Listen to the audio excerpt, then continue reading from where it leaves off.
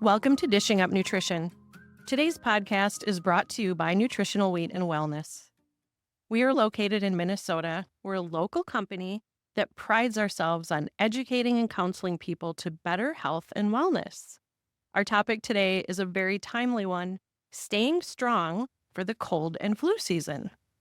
This time of year, which is back to school for us in Minnesota, it's the start of fall and the transition into winter, seems to be the time of year when kids and adults are catching bugs that are going around. These bugs can range from mild and annoying, like a cold, to a more serious case of either influenza, possibly COVID, or a virus called RSV. And you see commercials on television and social media all the time promoting drugs and shots for COVID and RSV. RSV, if you're not familiar with that acronym, it stands for Respiratory Syncytial Virus. That's kind of a mouthful. It really is. And that affects the nose, throat, and lungs. But did you know there are steps you can put in place today as a prevention plan for both mild and more severe cases of these illnesses? Our bodies, they're simply amazing, and they have the capability to protect us from many disease states. That is, if we're supporting ourselves with the right nutrition. I'm Kara Carper. I'm a licensed nutritionist and board-certified nutrition specialist. I'm very pleased to be here today with Melanie Beasley, who's a licensed and registered dietitian. You know, Kara, I'm so glad that we are talking about this today because every fall I notice that more and more of my clients mention they are getting sick, or maybe they're canceling because they are sick. Or maybe they have a close family member who's sick. And of course, it tends to affect everyone else in the household, especially when kids get sick and are unable to attend school or daycare. I mean, that affects everyone. Well, each year there tend to be different strains of illnesses with a variety of symptoms. And for 2024, the most common symptoms I'm hearing about in clinic are sore throat, cough, stuffy runny nose, fatigue, weakness, and fever. Sometimes over 100 degrees, with those darn chills and body aches. So it's already begun. It has begun. From what I'm hearing and seeing, there's a wide range in both the symptoms and the severity of these different illnesses. In our show today, we will be talking about how you can take steps to either prevent yourself from getting sick or at least minimize how long you're down and out from being ill. Missing school or work for 1 or 2 days, not too big of a deal. But when you're at home in bed for 2 weeks, first of all, that's really miserable and also very disruptive to schedules and plans and everybody around you. Sure, yeah. Well, the good news is that our bodies want to fight pathogens. If you are armed with the right nutrition, your immune cells can kick in to do their job to protect you from viruses or bacteria that's going around. The body is designed to heal itself. Mm-hmm. And I think that's great that you mentioned that before we jump into our topic to talk about nutritional tips for warding off colds and flu. I do want to point out that it's completely normal and natural to occasionally get sick.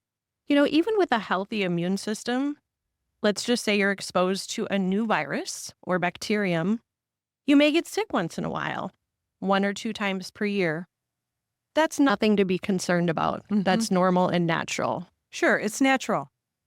Getting sick occasionally allows your body to build up a good immune system that recognizes a new virus or bacteria, remembers it for the future. It will be able to fight similar infections moving forward. Our immune system is miraculous, and it works for us. It truly does. But on the flip side, are you someone who tends to catch whatever is going around? So you're getting sick, once a month, maybe even a couple times per month. Do you feel like you're susceptible to getting sick frequently? Well, that is a sign of a weakened immune system.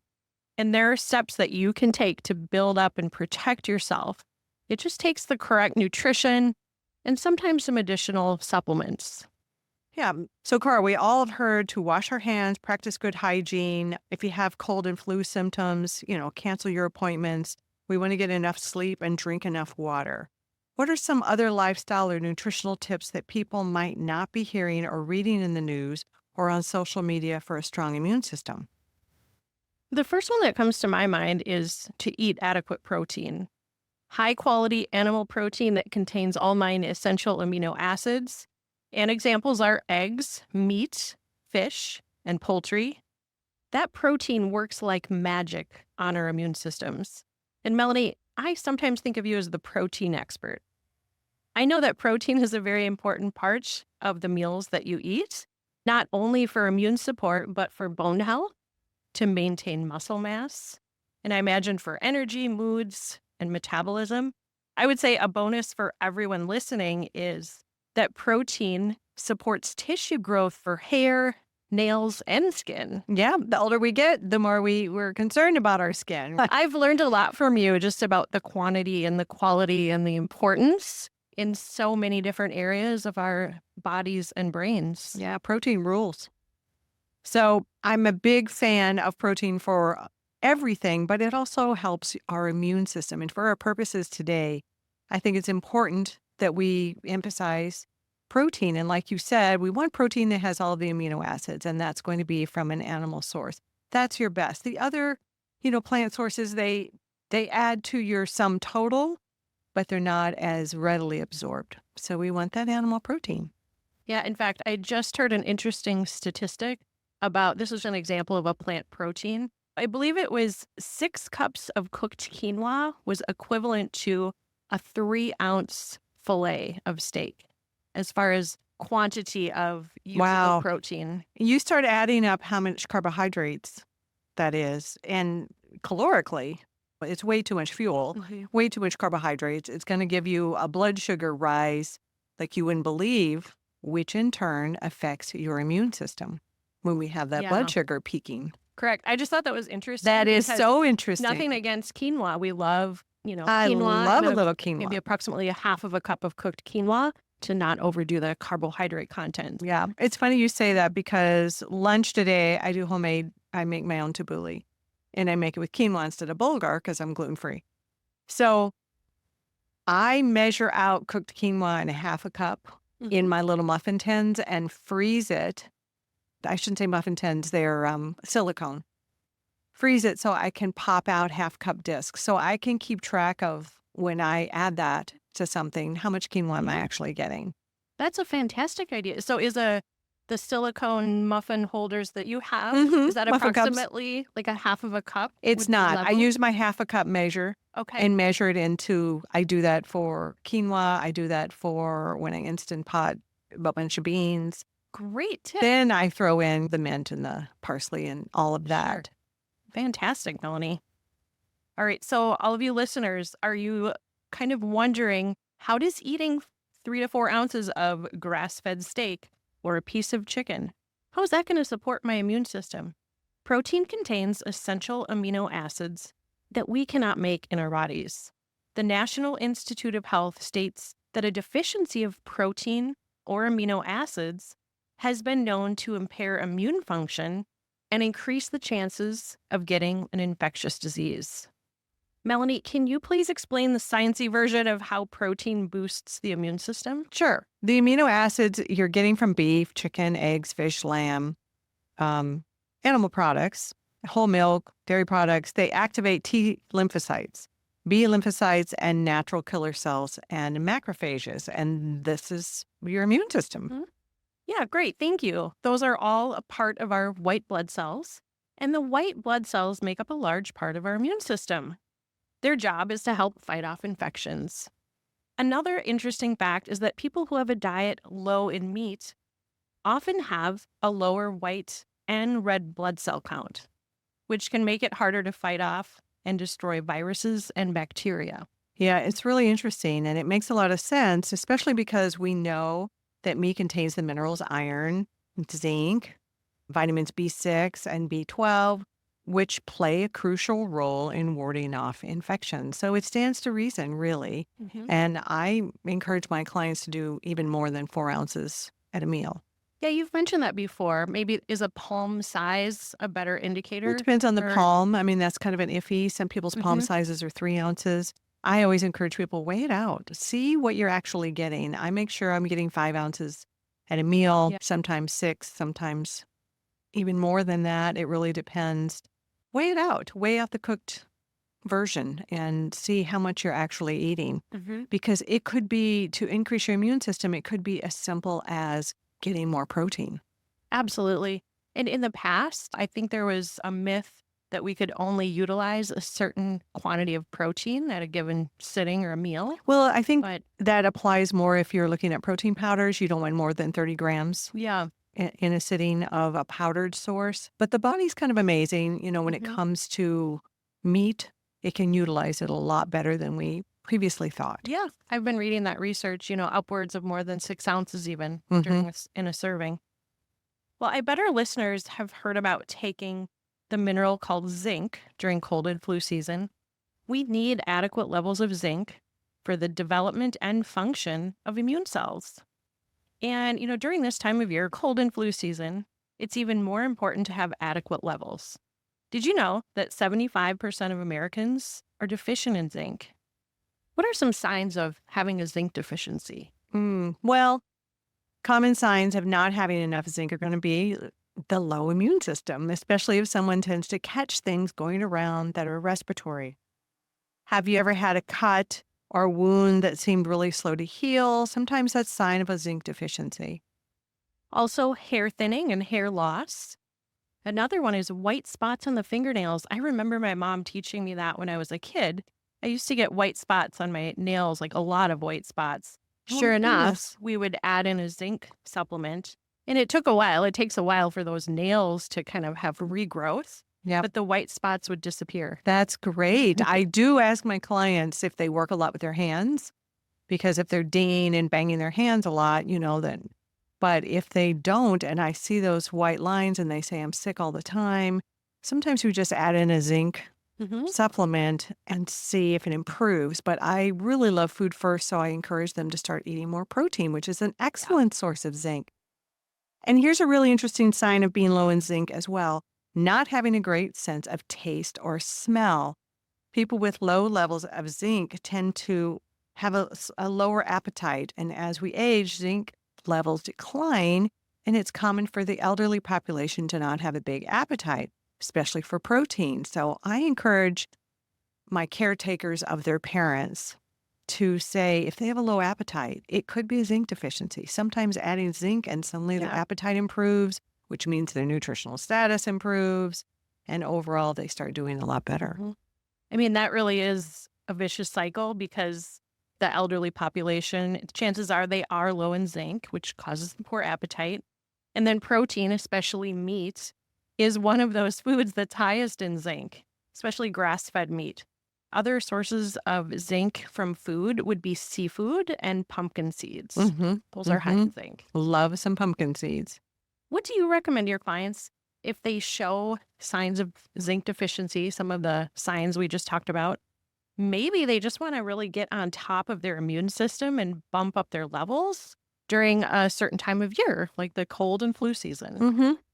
Well, I often recommend a supplement with a chelated, absorbable zinc for anyone with symptoms of low zinc. So anyone wanting to protect their immune system during this time of year, I like the NutriKey brand of zinc. It contains 54 milligrams of absorbable chelated zinc glycinate. That's helpful to know because some forms of zinc tend to cause stomach issues like nausea, especially if zinc is taken on an empty stomach. So make sure you're always taking zinc with food just in case, and stick with an absorbable chelated zinc that might be glycinate or picolinate. 54 grams of zinc is fine to take daily during cold and flu season, but that dose of 54 grams of zinc is a bit high for daily use year-round. Yeah, and then what I'll tell them to do is maybe take it twice a week.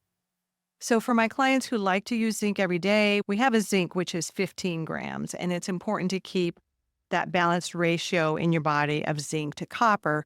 So a higher dose of zinc, such as 54 milligrams, really isn't recommended every single day year-round. But I do like them to titrate up if they're zinc deficient, and that's a really good supplement to get you where you need to be, and then we can scale down. There are many other important nutrients to support immune function and white blood cell production. And vitamin C has really been touted as an immune superstar. Whenever I hear about vitamin C, My mind jumps to Linus Pauling. If people have not heard about You're him, such a nutrition nerd. I know. I learned about him 20 years ago, and he wrote a book in 1970 called Vitamin C in the Common Cold. Oh, yeah. He won a Nobel Peace Prize in the 50s for his work in chemistry, but he really became known for his work on vitamin C, and it earned him the nickname the Pope of Vitamin C. Remember this from college. Oh, my gosh. I know, right? Yeah. In his writings, he recommended taking high doses of vitamin C to prevent colds and other illnesses. Yeah. He was kind of a groundbreaker, really. And I wonder if people are thinking, great, I can drink my glass of orange juice for breakfast to get my vitamin C for the immune system. Not so much, but we'll talk more about orange juice when we come back from our break. You are listening to Dishing Up Nutrition. Our topic today is staying strong for the cold and flu season. Today, we've talked about several ways you can support and strengthen your immune system with the right foods. What if you're doing everything you can to avoid catching the latest bug going around, and you still wake up one day with a sore throat, achy body, and a slight fever? There is a product that I discovered a few years ago, and it seems to work like magic. I try to not run out of this supplement, especially in the winter months. It's called Viracid. It has a combination of vitamins, minerals, and botanical nutrients that really help to boost your immune defenses. We'll talk more about this after break.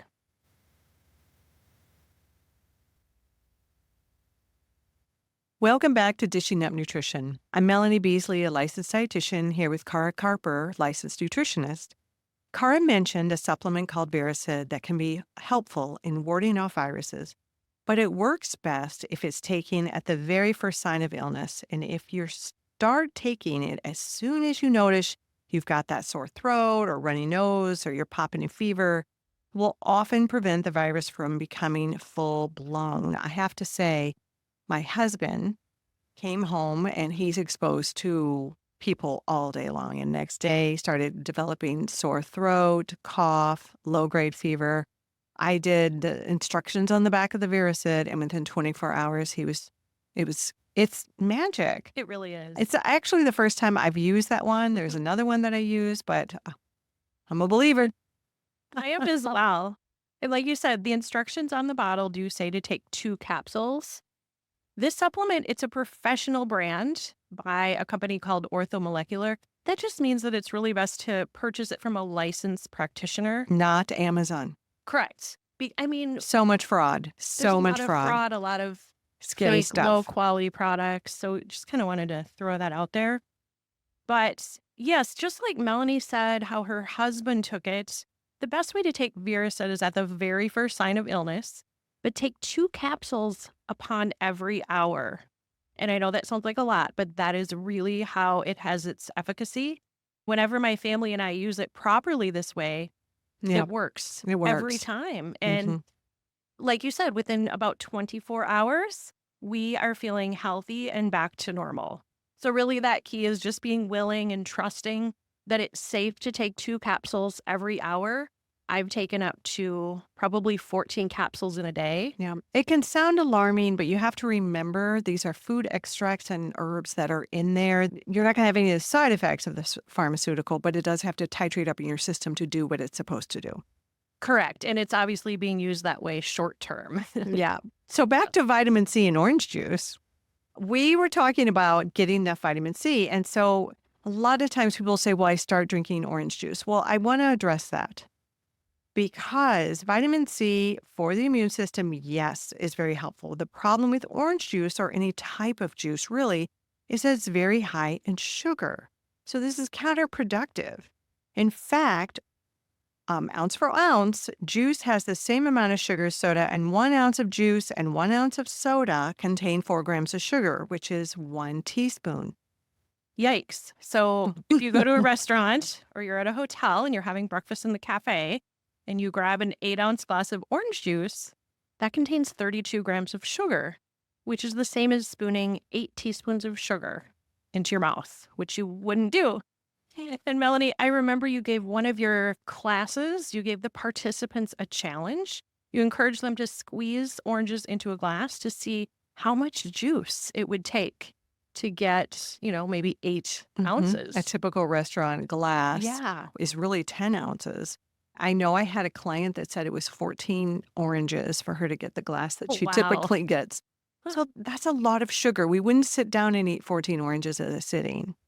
And sugar suppresses the immune system. So what are we doing? Like you Right? said, it's counterproductive. It's counterproductive. So you would never eat that many oranges, and nature knows best, and you would only eat one orange at a time. Typically, it's enough. The actual orange contains fiber and enzymes and other properties that make you feel full and also help balance the blood sugar when you have that fiber.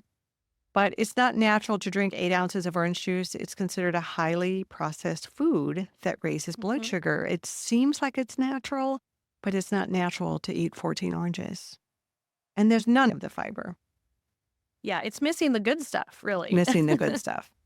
So, eaten as an entire fruit, the orange is a great source of vitamin C. Did you know there are many other sources of vitamin C? Berries, especially strawberries, kiwi, and other citrus fruits such as grapefruit, lemons and lime, cantaloupe, papaya, guava, some of those more tropical fruits contain high levels of vitamin C. And let's not forget our vegetable sources Yes, of these are my vitamin favorite C. sources of I vitamin know C. you're waiting for this. Broccoli, spinach, green peppers, tomatoes, Brussels sprouts, sweet potatoes, cauliflower, kale, and cabbage, all those wonderful cruciferous vegetables Yes. that are also going to help us detoxify, excess estrogens Mhm. and other things that we want to be excreting in our bodies. Keep in mind that the longer you cook something, such as broccoli or sweet potatoes or cauliflower, if you're putting in your slow cooker and you're cooking it all day, it does destroy the vitamin C. So have a sweet pepper. Make our broccoli salad on our website, which is raw broccoli. Green peppers are great, a great source. I love them raw. But you might be wondering how much vitamin C you get from these wonderful vegetables and fruit sources. Well, 1 cup of strawberries contains 85 milligrams of vitamin C. If you like red peppers, which I do, an entire pepper contains 150 milligrams of vitamin C.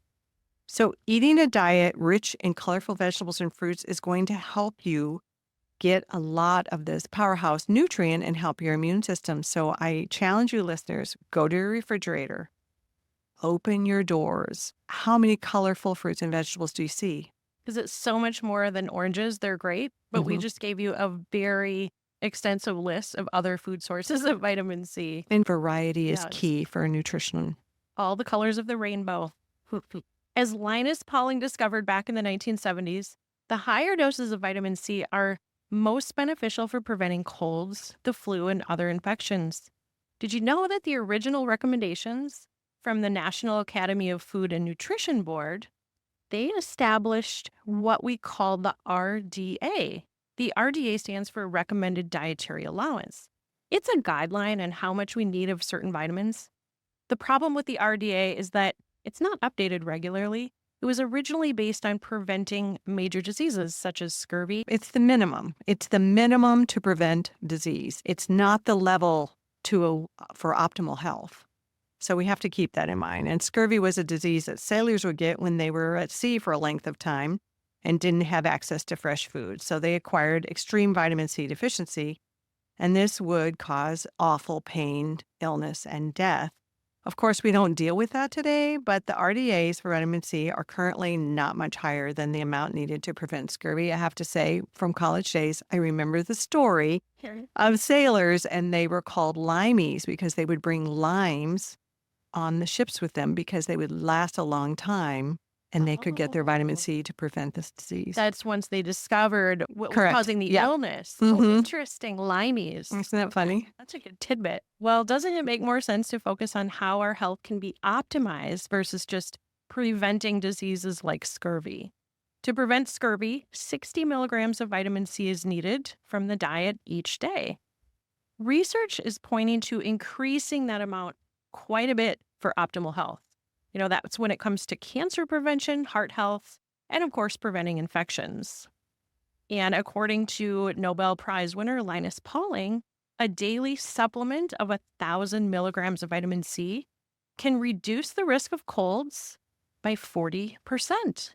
I had a client and who was chronically ill. She said she just dreaded fall and winter because she would get sinus infections back to back to back, which translated to antibiotics back to back to back. So when she came to me, one of her primary goals was her gut health, which all the antibiotics had just wreaked havoc on.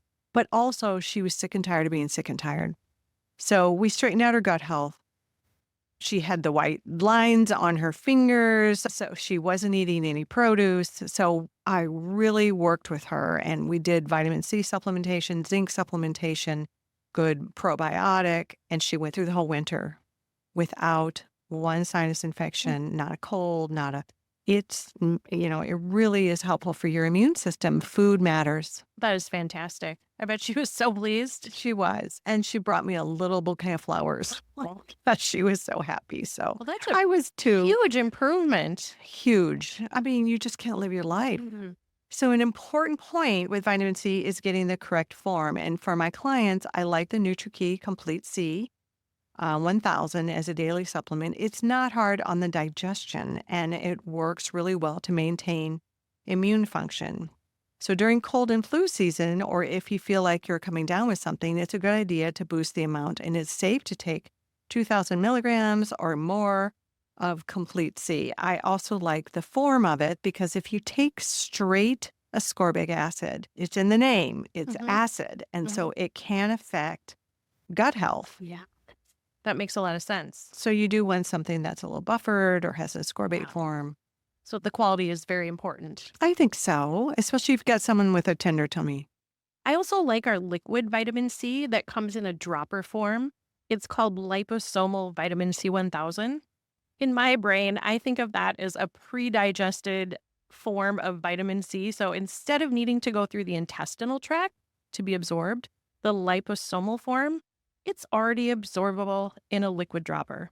So that would be a great form for someone who may tend to either get loose stools or has problems absorbing things due to having poor intestinal health.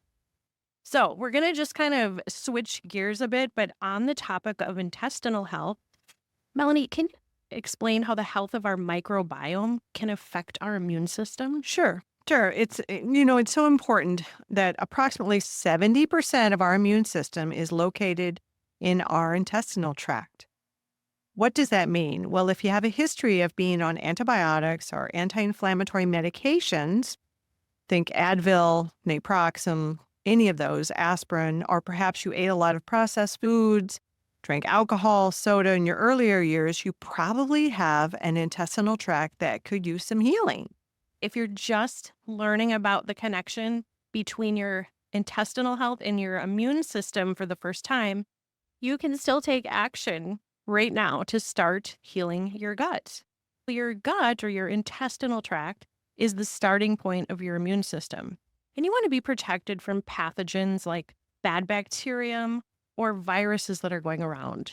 Yeah, the first step is to clean up the gut by eating whole, unprocessed foods and reducing foods like cereal, pasta, crackers, and the obvious culprits, fast food, pizza, soda, cookies. They need to come from nature. It needs to be as close to nature as you find them. And did you know that processed carbohydrates and too many carbohydrates in general can feed bad bacteria and pathogens in the digestive system? This unknowingly puts people at a higher risk of getting sick. Mhm. So it comes full circle back to real food for both getting the nutrients you need for your immune system, but preventing the buildup and the feeding of bad bacteria and pathogens that make Absolutely. us sick. When I was a kid, I remember getting a lot of ear infections and they were very painful. And I know I was given antibiotics almost every time that I had Oh, an ear yeah. infection. And we know that that is sometimes necessary, but it also kills off the good bacteria in the gut. So fast forward to current day, over the span of my years, I've certainly dabbled in other things that may have killed off good bacteria, like you had mentioned, ibuprofen occasionally. Can't know what we Sugar. didn't know. Exactly. We'd only know what we know. Diet soda. Soda, diet soda, regular soda, alcohol, for food choices here and there. all of those are disruptive to the delicate gut lining. It's difficult to avoid everything that can disrupt intestinal health. So, personally, I take a daily probiotic, which is good bacteria supplement, to support my intestinal health, which in turn supports my immune system. So, my husband, my daughter, and myself, we all take the Biotic 7, which is a probiotic supplement. We take that on a regular basis. Fortunately, we do tend to stay pretty healthy during cold and flu season, and that's just one of the factors. I think it's one of the factors. I mean, I know you eat really clean too. There are a lot of ways to support intestinal health that can set you up for a robust immune system. And I love a good cup of bone broth, especially on a cool Mhm. fall day. And bone broth is, you like bone broth too. I do. If you're not familiar with bone broth, it's been around for thousands of years. It's always been considered a healing food. If you think about it, people recommend eating chicken soup when you're sick, right? Well, the store-bought canned chicken soup, that is not the same Not what we're as talking a about. homemade or even store-bought high quality. Bone broth works to heal the lining of the gut because it seals what's called the tight junctions. If you've ever heard of the term leaky gut happens after years of poor eating or taking medications. One solution for healing leaky gut is bone broth. You can't, keep doing the heavy hitter medications. You can't keep doing the processed food. But once we get you on a real food diet, one of the things I'll incorporate is bone broth because it contains collagen, gelatin, amino acids like glycine and glutamine, which help to seal the gut barrier. And this lowers inflammation, which is the root cause in all infections and disease. I have yet to make a homemade bone broth, but I know many of the registered and licensed dietitians at Nutritional Weight and Wellness have inspired me, kind of on a bucket list of mine, to Easy, find some good quality chicken feet at a local butcher. even if you don't want to do that. If the chicken feeds, it can be a little daunting. But chicken backs work. I just recently picked up a rock orange game hen. I put that in the Instant Pot. What I do is every time I peel my vegetables or chop my celery or chop my onions, I save what's left that you normally would throw in the garbage or your compost, and I freeze it in bags.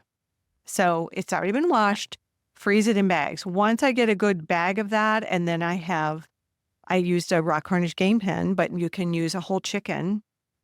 You can use the chicken feet. You can use the chicken backs. It's really the gristly, it's more the gristly parts, like wings work really nicely. Mm-hmm. Anyway, put it in there.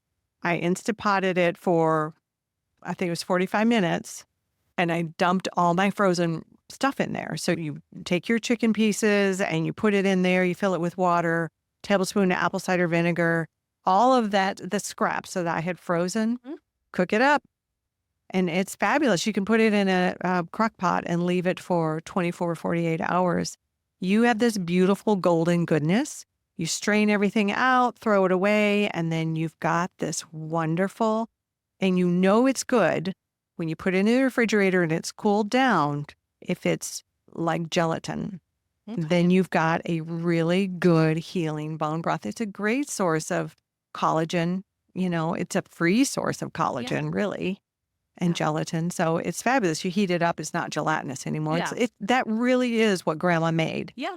I love those tips, especially the practical tip about using the remnants of the veggies when you're cutting up veggies. And So just put it in the easy. freezer. Yeah. I There it mean, for is. what we pay for Yeah. vegetables right now, Mm-hmm. why not use everything? Yeah, that's such a great tip. So, not to mention, most canned soups contain MSG, flavor enhancers, preservatives that can lead to migraines, inflammation, weight gain. You don't want canned soup. And if we circle back to content from the beginning of the show today, we had talked about the importance of protein for immune function. I've never found anything pre-packaged, whether it came from a can, box, or a freezer, that contained that quality protein, in fact, contained enough protein, vegetable carbohydrates, and healing fats. Just as an example, when I was in college, before I got nutrition savvy, I used to buy a brand it was labeled organic frozen meals and burritos. I thought, oh, they're organic. It's a Yeah. whole meal. What could be wrong? Yes.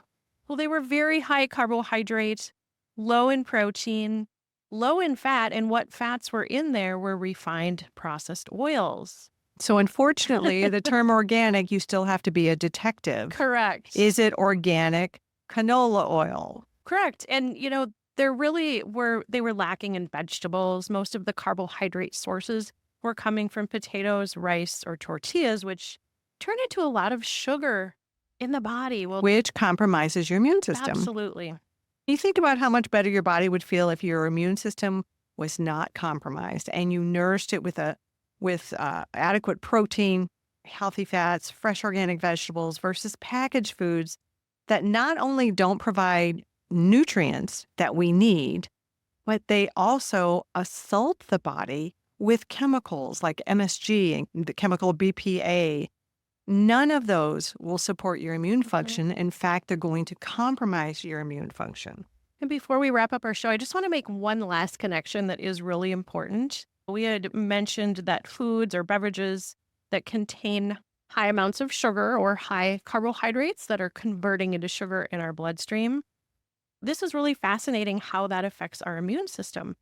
I recall reading from a book years back called Nutrition Made Simple by author and nutritionist Robert Crahan. In his book, he stated that sugar paralyzes the immune system for several hours. Paralyzes the immune system. I love that term. So that's the thought we will leave you with today. Sugar paralyzes your immune system. So if you're squeezing a ton of honey in your tea in the morning and then you're putting, sugar over your grapefruit, it's sort of defeating the purpose. So real food, kick the sugar to the curb. Our goal at Nutritional Weight and Wellness is to help each and every person experience better health through eating real food. It's a simple yet powerful message. Eating real food is life-changing. Thank you for listening to Cara and I Today. Cara and I Today. Cara and I.